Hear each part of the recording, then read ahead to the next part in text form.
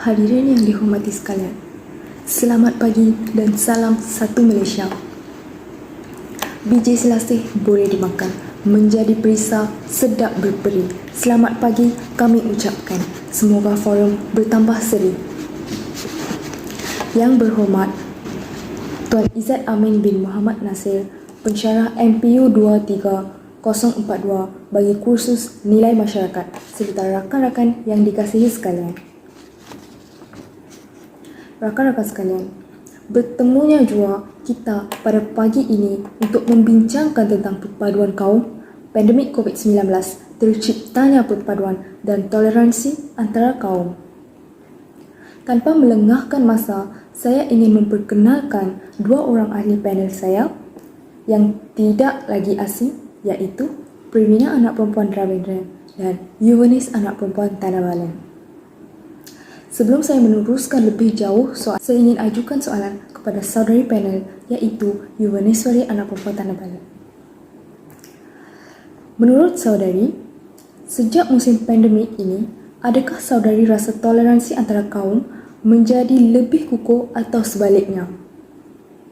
Nyatakan sebab bagi pendapat anda. Ya saudari, toleransi antara kaum menjadi lebih kukuh semakin hari ke hari.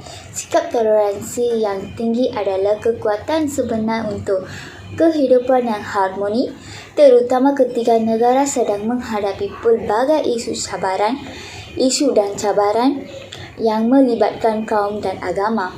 Toleransi bukan sahaja akan membawa kepada kekuatan dalam hubungan antara kaum, agama dan latar belakang sosial, tetapi juga dapat mempromosikan hidup yang harmoni di Malaysia. Perpaduan seperti ini yang mempunyai tahap toleransi yang tinggi dan mencari titik persamaan tanpa mengurangi rasa hormat diri seorang, menunjukkan evolusi kita sebagai sebuah negara kerana toleransi dan kesederhanaan tidak dapat dipisahkan. Contohnya di pusat-pusat pengajian tinggi, kerana di situ pelbagai kaum, bangsa dan agama berhimpun.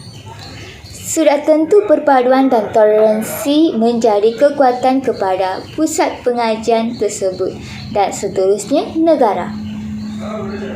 Terima kasih kepada saudari panel pertama untuk jawapan anda sebentar tadi. Sekarang, terdapat banyak faktor-faktor yang menjadi penyumbang kepada perpaduan dan keharmonian kaum. Kita akan menantikan jawapan daripada panel kedua untuk mengetahui lebih lanjut tentang apakah faktor-faktor penyumbang kepada perpaduan dan toleransi antara kaum.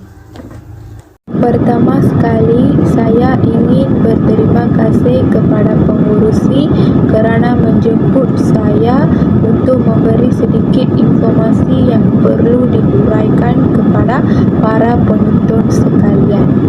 Baiklah, saya memberi informasi tentang faktor-faktor penyumbang kepada perpaduan dan toleransi antara kaum semasa COVID-19 ini. Pandemik COVID-19 memberi kesan besar kepada negara, terutamanya dari segi ekonomi. Masih ada sudut positifnya, iaitu mengukuhkan lagi semangat perpaduan dalam kalangan rakyat Malaysia. Semasa pandemik COVID-19 ini, rakyat membuktikan bahawa mereka adalah masyarakat berhati dan turut bersama-sama dengan kerajaan menggulur bantuan. Mengambil contoh keprihatinan mereka, fashion yang bekerjasama dengan sekumpulan 20 anak muda menjahit set peralatan perlindungan diri, iaitu PPE, untuk diserahkan kepada barisan-barisan hadapan, iaitu doktor, jururawat dan hospital-hospital. Beberapa badan bukan kerajaan yang menghantar makanan termasuk keprihatinan individu terhadap jiran tetangga sepanjang situasi COVID-19. agak jelas penerangan daripada ahli panel kita sebentar tadi, maka terbuktilah bahawa keprihatinan rakyat, kerajaan dan badan bukan kerajaan adalah merupakan satu unsur yang sangat penting untuk keharmonian rakyat dan juga keharmonian kaum semasa COVID-19 ini. Untuk mengukuhkan lagi tajuk forum kami pada pagi ini, saya ingin menjemput semula rakan panel kedua saya, iaitu Yuvaneswari, anak perempuan Tanah Balan, untuk menjelaskan kesahihan tajuk kami dengan bukti-bukti yang telah dikaji olehnya.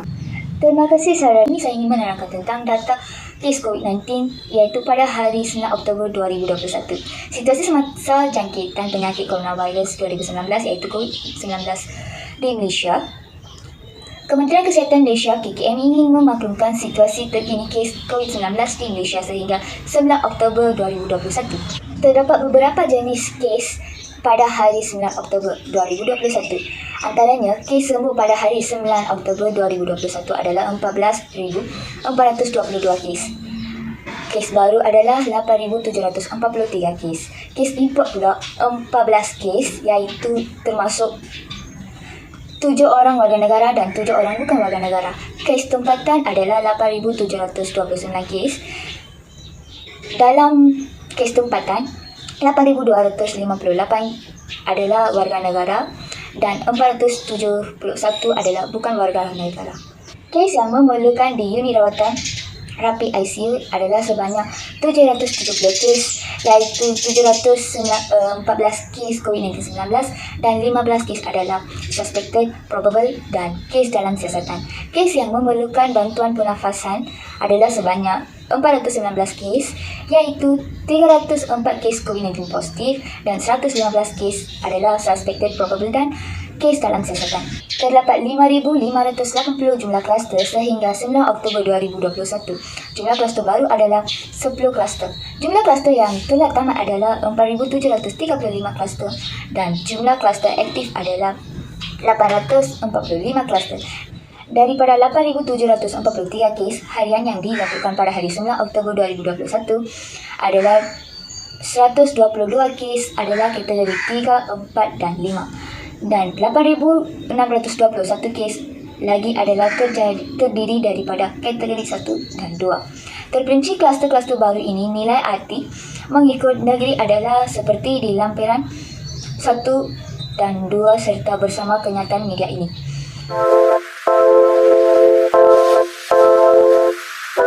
Seperti dimaklumkan melalui ucapan YB Menteri Kesihatan Khairy Jamaluddin di laman Twitter beliau, data berkenaan status terkini jangkitan COVID-19 telah sekian lama dilaporkan sejak awal penularan COVID-19. Kaedah pelaporan oleh KKM sememangnya ubah dari semasa ke semasa agar sesuai dengan situasi penularan COVID-19. Dalam pada Malaysia bersedia untuk transisi ke arah fasa hidup dengan virus. Kaedah pelaporan dan terperincian data kini perlu lebih fokus kepada indikator yang penting dan utama. Seperti yang telah diumumkan sebelum ini, maklumat terperinci situasi semasa jangkitan dan penularan COVID-19 di Malaysia akan dimuat naik ke laman web COVID-19, di mana data akan dikemas kini pada jam 12.30 malam setiap hari. Laman web ini sentiasa ditambah baya agar maklumat utama yang diperlukan oleh pihak media dan masyarakat umum boleh didapati dengan mudah. Terima kasih kepada panel kedua. Sekarang panel pertama akan menghuraikan apakah langkah-langkah bagi menangani isu ini serta kebaikan dan keburukannya.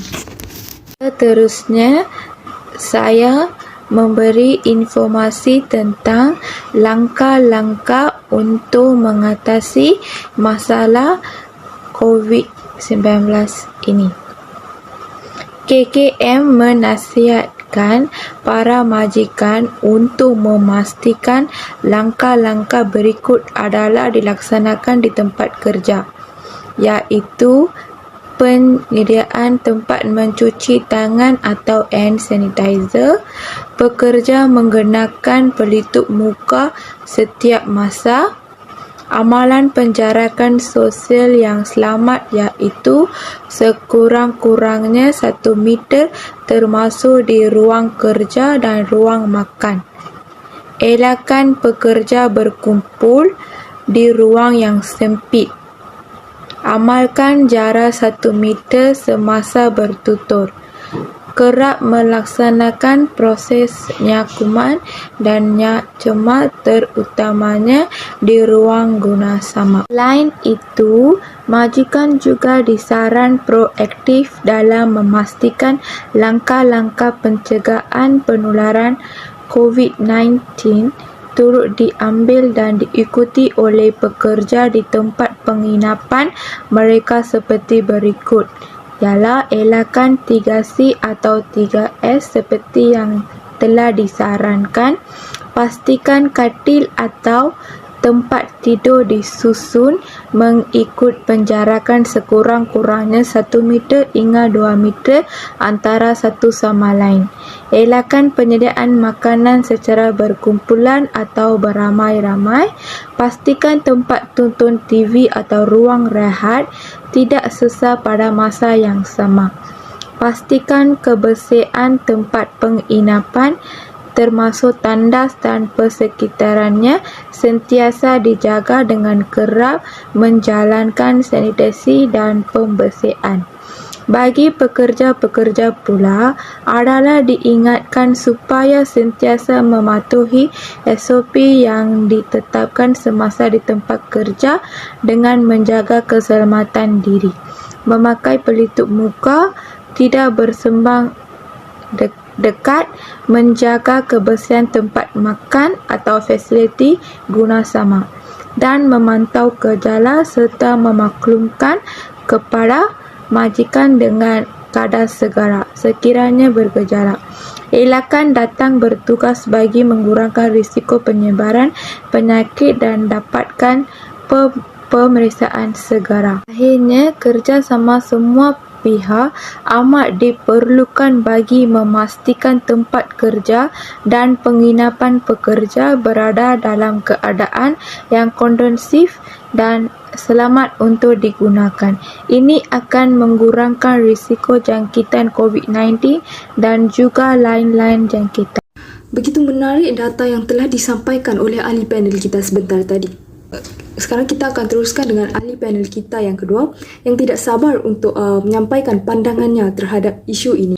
Pada pandangan saya, perpaduan dan toleransi kaum memainkan peranan yang penting untuk mengeratkan hubungan antara satu sama lain.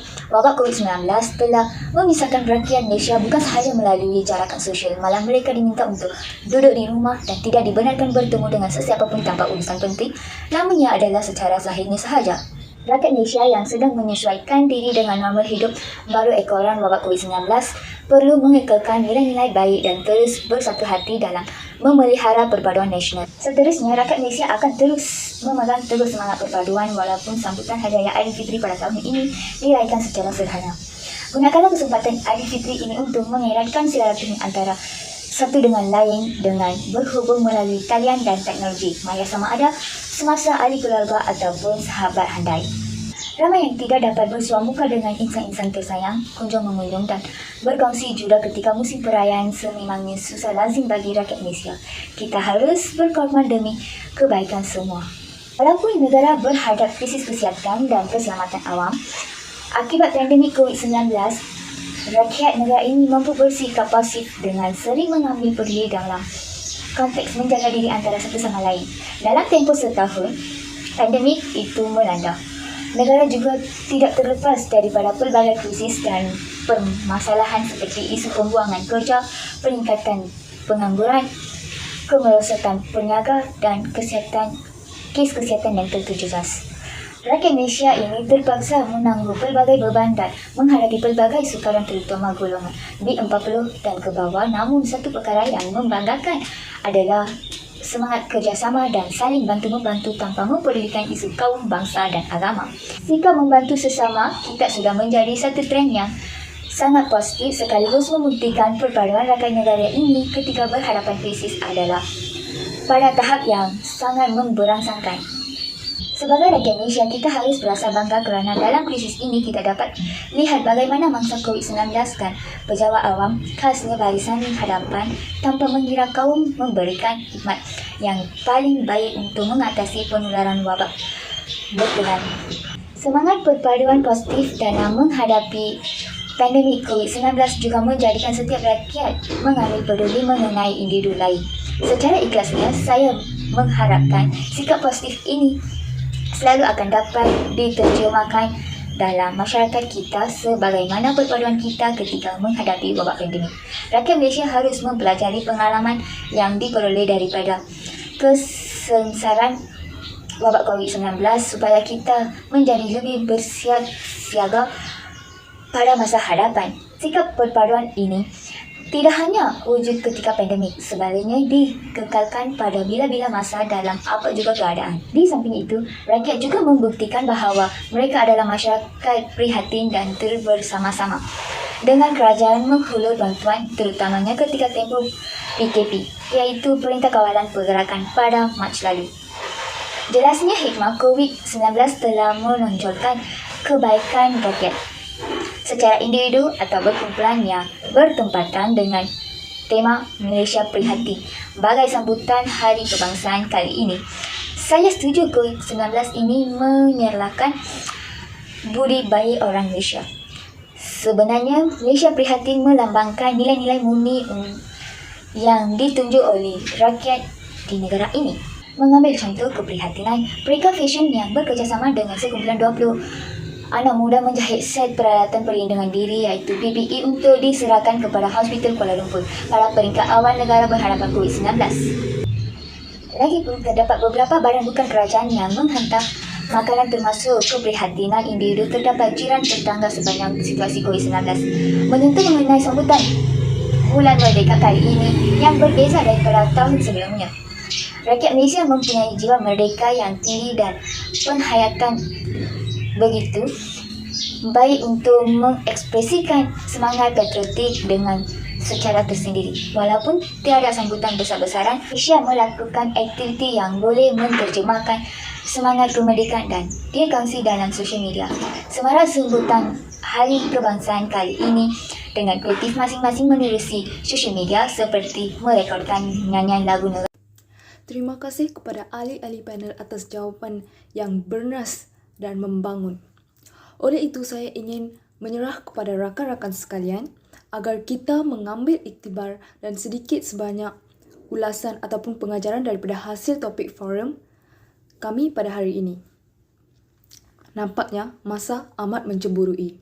Di sini juga saya menyimpulkan bahawa perpaduan dan toleransi antara kaum harus menjadi lebih kukuh dan kuat, lebih-lebih lagi apabila kita melalui fasa pandemik COVID-19.